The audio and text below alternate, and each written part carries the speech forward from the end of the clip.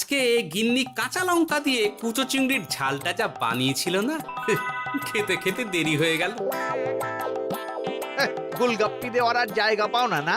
বিশ্বাস করুন, সত্যি খুব ভালো রান্না করেছিল গিন্নি, তাই আবার আরেক হাঁড়ি ভাত চড়াতে বললাম।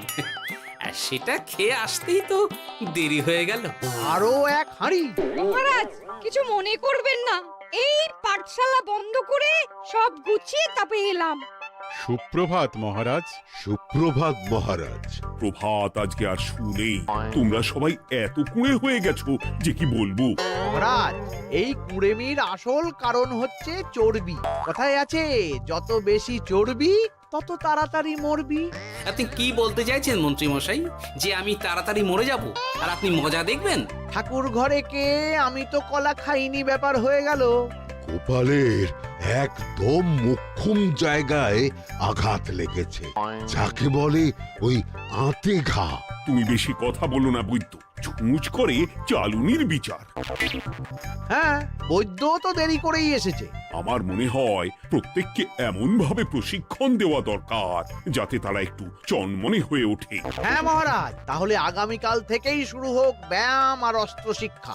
হ্যাঁ, কুঁড়ে থাকলে রাজ্যের কোনো বিপদ আপদেই সভাসদেরা কাজে আসবে না। ঠিক বলেছেন মহারাজ। তাহলে আর দেরি কেন, চলো সবাই এখনই আমরা মাঠে যাই। এই তো মহারাজ ভরপেট খেয়ে এলাম, এখনই মাঠে? ও সব অজুহাত দিয়ে লাভ নেই, চলো চলো চলো।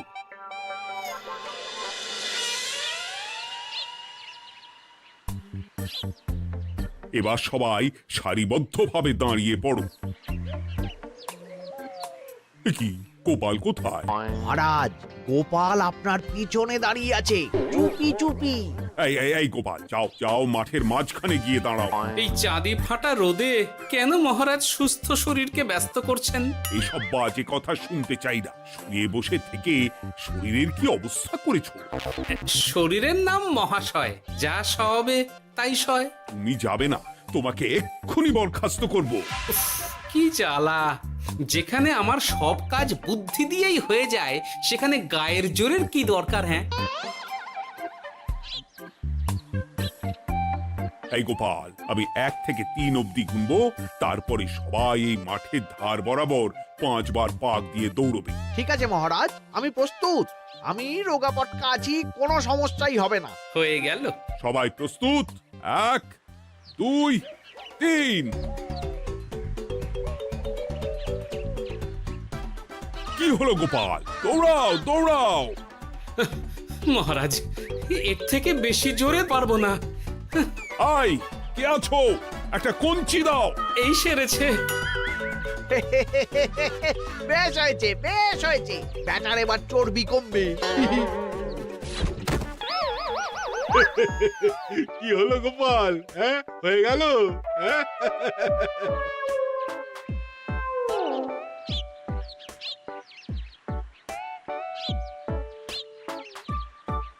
এই উল্টে উঠি, আমাদের দাদু উল্টে গেছে। হ্যাঁ, তাই তো দেখছি। চল চল গিয়ে দেখি। উফ, চেহারার কি অবস্থা বানিয়েছো গোপাল, হ্যাঁ? এতটুকু দৌড়তে গেলেই চিটপটাং। তাড়িয়ে দিন মহারাজ, এরকম বেঢপ চেহারা সভাসদকে আমাদের দরকার নেই। না না, তা বললে হবে নাকি গোপাল? তুমি এক্ষুনি বাড়ি চলে যাও, কালকে আবার মাঠেই দেখা হবে। এই দাদু, বাড়ি চলো। ওরে বাবারে!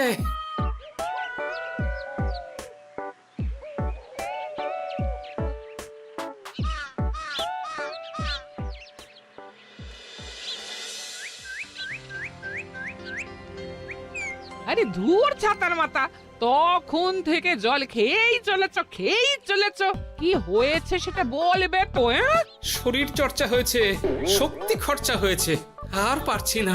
উফ, বাপরে বাপ, কি পায়ে ব্যথা! এই জন্যেই আমি বলি বাপু, একটু বপুটাও নড়াও, কিন্তু কার কথা কে শোনে? ওরে বাবা, অকারণে সুস্থ শরীর ব্যস্ত করবো কেন বলো তো? বেশি নড়াচড়া করলেই আয়ু কমে যায়। তোমার এই বাজে কথা কোন শাস্ত্রে লেখা আছে শুনি? শাস্ত্রে কেন যাব, বাস্তবে জলজ্যান্ত উদাহরণ আছে। আমি মানতে পারছি না। হুম, মানতে পারছি না বললে তো হবে না, তোমাকে মানতেই হবে। বেশ, প্রমাণ করো। আমি যদি তোমাকে প্রমাণ করে দিতে পারি, তাহলে আজ থেকে বাড়ির বাজার দোকান করার দায়িত্বটাও তোমাকেই নিতে হবে। দিদা তুমি তো ফেঁসে যাবে, দাদুর সঙ্গে বাজি লড়বে না। এই বাদ দে তো, তোর দাদু আগে প্রমাণ করুক যে বেশি নড়াচড়া করলে বয়স কমে। হ্যাঁ তাহলে বাজি। হ্যাঁ বাজি। আচ্ছা ঠিক আছে, বেশ। তুমি তুমি একটা পশুর নাম বলো তো, যারা খুব তাড়াতাড়ি দৌড়য়। ঘোড়া, হরিণ, চিতাবাঘ আরো আছে। আচ্ছা, এবার সবচেয়ে আস্তে আস্তে কোন পশু চলে, এরকম একটা পশুর উদাহরণ দাও। কেন কচ্ছপ? এই তো পেয়ে গেছে উত্তর। এবার তুমি বলো তো, কচ্ছপ কত বছর বাঁচে, আর ঘোড়া, হরিণ, চিতাবাঘ এরা কত বছর বাঁচে? চিতাবাঘ, ঘোড়া কেউই 30 বছরের বেশি বাঁচে না, কিন্তু কচ্ছপ 300 বছরও বেঁচে থাকে। হেরেছে, হেরেছে, আমার বউ হেরেছে। উফ, জীবনের কত বড় চাপ নেমে গেল। হ্যাঁ, এই তুমি আমাকে এভাবে হারালে। তখনই বললাম দাদুর সঙ্গে বাজি লড়তে যেও না। নাও এবার খেলা সামলাও।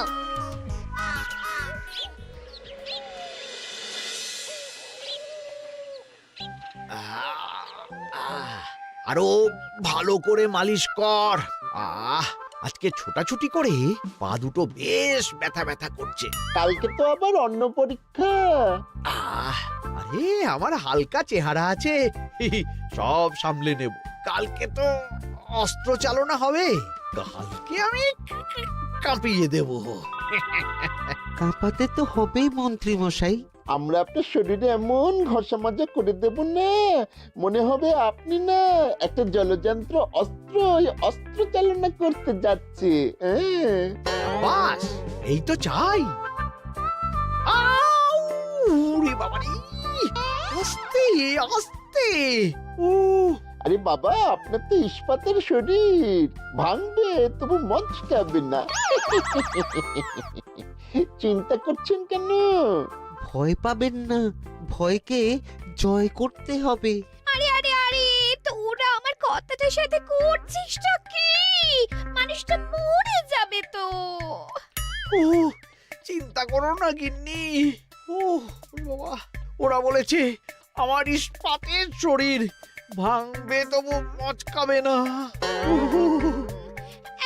একবার এই বুড়ো বয়সে হাত পা ভাঙলে কি সামলাবে শুনি? মন্ত্রীমশাই, আমাদের বকশিসটা দিয়ে দিন, আমরা কেটে পড়ি। বাবারে বাবা, দিচ্ছি। এনে এত খাটানোর পরে এতেই এখন খুশি থাক। হ্যাঁ,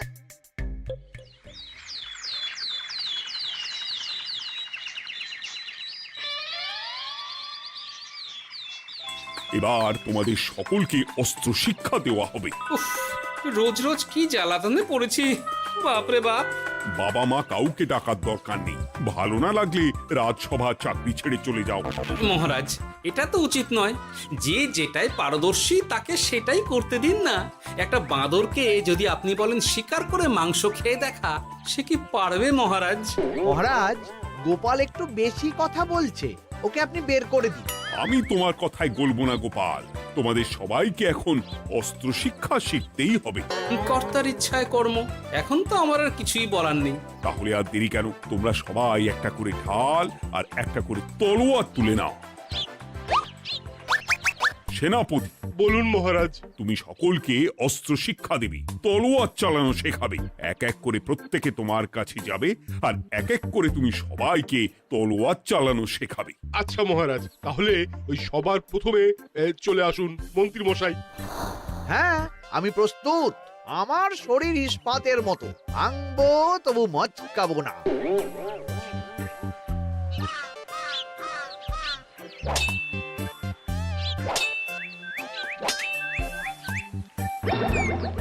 কি কেমন দিলাম? অত সহজ নয় সেনাপতি। আমি মন্ত্রী এমনি এমনি হইনি, আগে অস্ত্র শিক্ষা শিখে তবে মন্ত্রী হয়েছি। এটা কি হলো? হ্যাঁ, আপনি অস্ত্র শিক্ষায় পারদর্শী, কিন্তু আরো বিচক্ষণ হতে হবে। কারণ আজকে এই পাগড়ির জায়গায় আমি যদি তলোয়ার আপনার গলার দিকে চালাতাম, তাহলে কিন্তু আপনার এই ভবলীলা এখানেই সাঙ্গ হয়ে যেত। ঠিক আছে, মনে রাখবো। এবার বাকিদের তো ডাকো। হ্যাঁ, এরপরে তলোয়ার চালানো শিখতে আসবে গোপাল। গোপাল দাদু, গোপাল দাদু। বাবা বাবা বাবা, গোপাল তুমি আবার দলবল নিয়ে এসেছো। দেখি তোমার কত দম। গোপাল, তুমি প্রস্তুত হও। হ্যাঁ হ্যাঁ, আমি প্রস্তুত। ওরে বাবারে, এ তো ভয়ানক চাপের কাজ। আমাকে বেশ বেগ পেতে হচ্ছে। সামলাও গোপাল।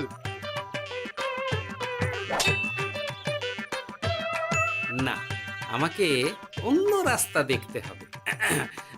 সেনাপতি, মহারাজের দিব্যি, তুমি আমার দিকে তলোয়ার ঢাল বাড়াবে না। এই এটা কি হলো? সত্যি তো, এটা কি হলো? গেল গেল গেল গেল গেল গেল গেল, দুটিটা খুলে গেল গো। দেব নাকি এবার কুচ করে কেটে? জিতে গেছি, জিতে গেছি। এটা কি হলো? শত্রুপক্ষ কখনো কারো দিব্যি শুনবে না। আর সেনাপতি, তুমি কি ওখানে দাঁড়িয়ে দাঁড়িয়ে মজা দেখছো? আমি কি করব মহারাজ, গোপাল যে আপনার দিব্যি দিয়ে দিল। গোপাল বেটা খুব চালাক। তাহলে এখন উপায়? ওসব গোপাল তোমাকে বোকা বানাবার জন্য করেছে। তুমি ধুতি ঠিক করে আবার লড়াই চালিয়ে যাও। যথাজ্ঞা মহারাজ।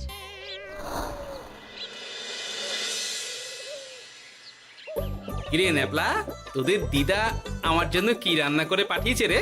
এই তো ভাত, আলু সেদ্ধ, এই পুঁই শাকের ঝোল আর রুই মাছের ঝাল। আর তোদের যে তোষক, বিছানার চাদর আনতে বলেছিলাম, এনেছিস তো? ওই তো দাদু, কুটির গুলটে আর বাকিরা সবাই ধরাধরি করে নিয়ে আসছে। ব্যাস, তাহলে তার কোনো চিন্তা নেই। খেয়ে একটা জব্বর ঘুম দেব, কারণ এখানে যা রঙ্গ দেখছি তাতে বিকেল হয়ে যাবে। তলোয়ার শিক্ষা আজকের মতন এইটুকুই থাক। এবার শুরু হবে বল্লম শিক্ষা। সবাই আবার আগের মতন সারিবদ্ধভাবে দাঁড়িয়ে পড়ো। আহ, তোদের দিদা পুঁই শাকটা কিন্তু বেশ জব্বর বানিয়েছে। তোদের দিদার হাতের রান্নার কোনো তুলনাই নেই। আহা, কি স্বাদ! এ কি, গোপাল আবার কোথায় গেল? এই তো মহারাজ, আমি এখানে ওই পুঁইয়ের ঝোল আর রুইয়ের ছাল দিয়ে ভাত খাচ্ছি। এসব কি মাঠের মধ্যে খাওয়া? আরে শরীরটাকে তো রাখতে হবে। তাড়াতাড়ি খেয়ে এইদিকে এসো। আসছি আসছি আসছি। এবার আমি তোমাদের দেখাবো কিভাবে বল্লম নিয়ে তেড়ে যেতে হয়। দেখান মহারাজ।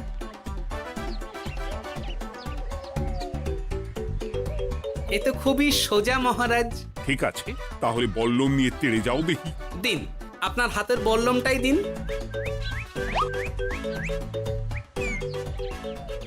আরে আরে, গোপাল তো মাঠ থেকেই চলে গেল। আমি ডেকে আনছি মহারাজ।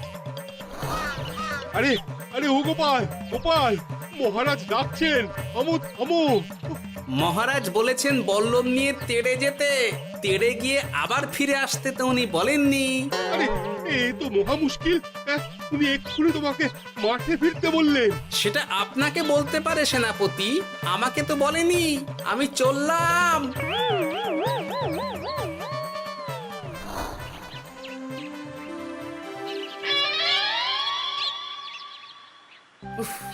বাবারে বাবা, কি ঝক্কি! অনেক বুদ্ধি করে মাঠ থেকে খাটে চলে এসেছি। আমি আর উঠছি না। এ কি বলি, তোমাদের তো এখন অস্ত্র শিক্ষা নেওয়ার কথা। হ্যাঁ, তোমার বলা নেই, কোয়া নেই, অমনি বাড়ি চলে এলে। আরে বাবা, ওইসব অস্ত্র শিক্ষা মানেই সুস্থ শরীরকে ব্যস্ত করা, অসহ্য খাটনি, অযথা কষ্ট। কষ্ট করলে তবেই কেষ্ট পাওয়া যায়। হ্যাঁ, তোমায় আমি আগেও বুঝিয়েছি, যেখানে বুদ্ধি কথা বলে সেখানে দেহের শক্তি নীরব দর্শক গিন্নি। আরে বাবা, সে না হয় বুঝলাম, কিন্তু মহারাজ তো ভালোর জন্য সবাইকে অস্ত্র শিক্ষা দেওয়ার চেষ্টা করছে না? আরে বাবা, যার যা কাজ তাকে সেটা করালেই পারে। মহারাজ তো সেটা বুঝতেই চাইছেন না। আমি এখন ঘুমো।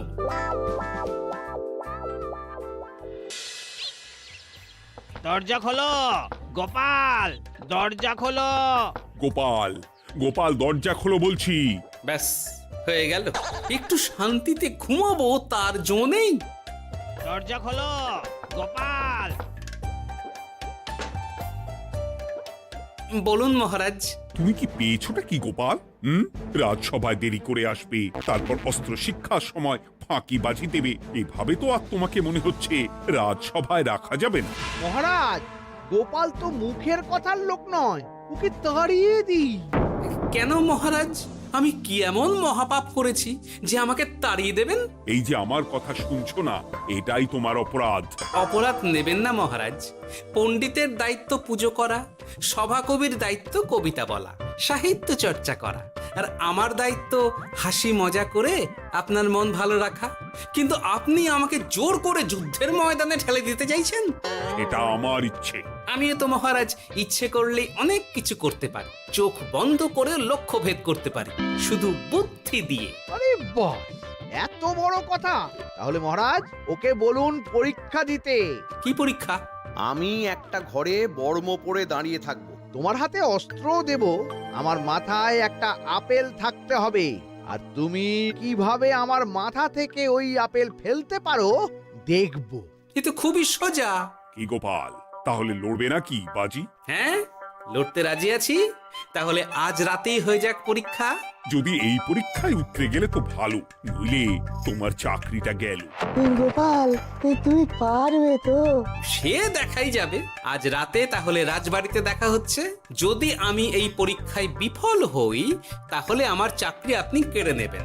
আর যদি সফল হই, তাহলে মন্ত্রী মশাইকে শাস্তি দেবেন। আমি নিজে সারা কৃষ্ণনগরে নাক্ষত দেব। বেশ, দেখা যাক।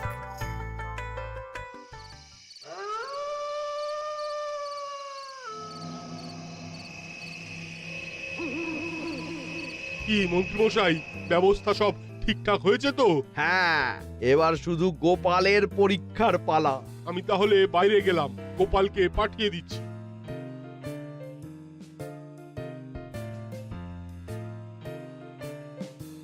এবার যাও গোপাল, ঘরের ভিতরে যাও, দেখি তুমি কি করে মন্ত্রীর মাথা থেকে আপেল ফেলতে পারো।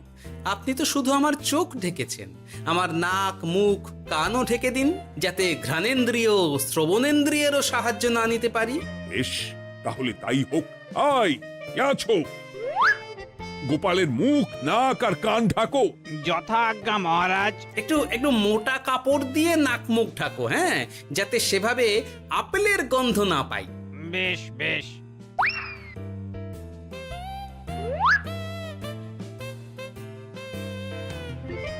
যাও গোপাল। গোপাল, এবার তোমার চাকরি গেল। এবার তুমি কি করবে? কি করবে? দৌড় ঝাঁপে ফাঁকিবাজি? হ্যাঁ?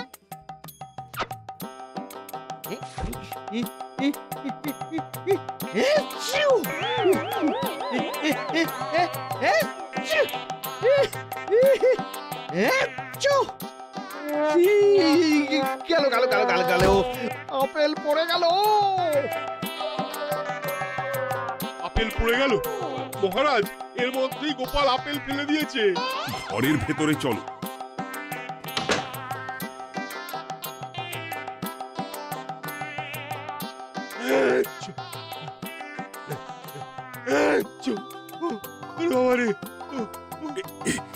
কি ওরে বাবারে বাবা, কি ঝাঁজ! ওরে বাবারে বাবা। কি মহারাজ, দেখলেন তো গোপালের চমক? অস্ত্র ছাড়াই আপেল ফেলে দিলাম। কি, এটা তো তুমি নীতি বিরুদ্ধ কাজ করেছো। সারা ঘরে নস্যি ছড়িয়ে দিয়েছো। মহারাজ, হাঁটতে গিয়ে আপেল পড়ে গেছে। এবার সারা কৃষ্ণনগরে নাক্ষত দিতে হবে। সত্যি সত্যি গোপাল, বুদ্ধি তো তোমার জুড়ি মেলা আভার। আমার নাম গোপাল ভাঁড়। একটা কথা মনে রাখবেন, কেউটে সাপের লেজে পা দেবেন না, আর গোপালের কাজে বাধা দেবেন না। যে কাজ বুদ্ধি দিয়ে করা যায় তার কাছে শক্তি ছোট্ট শিশু মাত্র। সত্যি গোপাল, আজ তুমি সেটাই প্রমাণ করে দিলে। আর আজ থেকে তোমাকে তোমার ইচ্ছার বিরুদ্ধে খাটাবো না। তুমি খাও দাও ভুড়ি বানাও। যার যা কাজ সে তাই করবে। যেমন এখন মন্ত্রী মশাই নাক্ষত দেবেন। হ্যাঁ,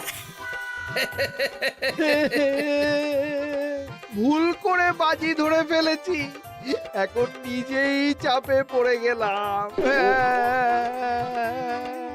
তাহলে আর দেরি কেন, নাক্ষত এখন থেকেই শুরু হোক। কৃষ্ণনগরের রাস্তা শেষ হতে হতে সকাল হয়ে যাবে।